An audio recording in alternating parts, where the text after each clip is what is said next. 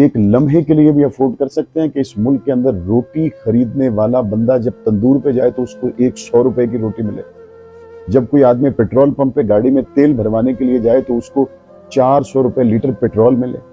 और जब आपको अपने मुल्क की बिजली जलाने के लिए भी पैसे ना हो कि आप तेल खरीद सकें और मुल्क की रोशनियों को वापस ला सकें, आप बताइए कि आप जो चीज़ करना चाहते हैं अंधेरे मुल्क में, भूख के मुल्क में, इफलास और नंग के मुल्क में आप किसको इक़्तिदार देंगे और किससे इक़्तिदार लेंगे?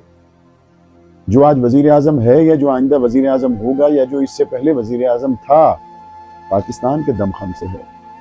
और आज पाकिस्तान जब इस इंतहाई मुश्किल तरीन दौर से गुजर रहा है, अपने ज़ख्म सब पहुँचने के लिए तैयार हैं। पाकिस्तान देख रहा है कोई मेरे ज़ख्म भी पहुँचने के लिए आ रहा है या नहीं आ रहा। ज़रूरत इस बात की है कि तमाम सियासी कुव्वतें मिल बैठ कर एक कौमी हुकूमत तश्कील दें।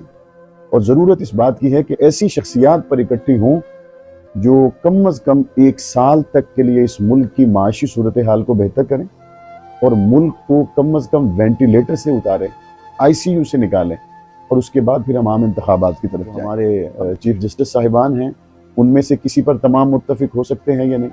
हमने बहुत गौर किया कि यहाँ के बड़े सीनियर सियासतदानों में किसी पर मुत्तफिक हो सकते हैं नहीं, लेकिन अलमिया है कि हमारे सियासतदान शायद किसी पर मुत्तफिक नहीं हो सकते। लेकिन ज़्यादा लोग, ज़्यादा सियासी पार्टियाँ जिनको कदर की, एहतराम की निगाह से देखती हैं, तो वो मुफ्ती तकी उस्मानी साहब हो सकते हैं, मुफ्ती मुनीबुर रहमान साहब हो सकते हैं, प्रोफेसर खुर्शीद साहब हो सकते हैं। हमारा ये मुतालबा होगा कि तमाम जमातें मिल बैठकर पाकिस्तान को बचाने की फिक्र करें और ऐसे लोगों को मुल्क की बागडोर दें जो तमाम के लिए काबिल एहतराम हो। और मुल्क की माशी सूरत हाल को बेहतर करना हम सब की जिम्मेदारी है। और जब मुल्क इन हालात से निकल जाए, ये सारे सियासी खेल खेलना उसके बाद की बातें हैं। क्या हमने शाम को टूटते हुए और रोते हुए नहीं देखा? क्या हमने यमन और करीब में श्रीलंका में पेश आने वाले दिलखराश वाक़यात से कुछ नहीं सीखा? अगर आपने कुछ नहीं सीखा तो फिर खुदा ना खास्ता इंतज़ार कीजिए जब अल्लाह ताला की तरफ से मिलने वाली इस नेमत की सिर्फ़ और सिर्फ नाकदरी की वजह से आप तरसते रहेंगे और शायद कोई चीज़ आपके हिस्से में नहीं आएगी। अल्लाह उस वक्त से हमें बचाए और बेहतर फैसले करने की तौफीक दे।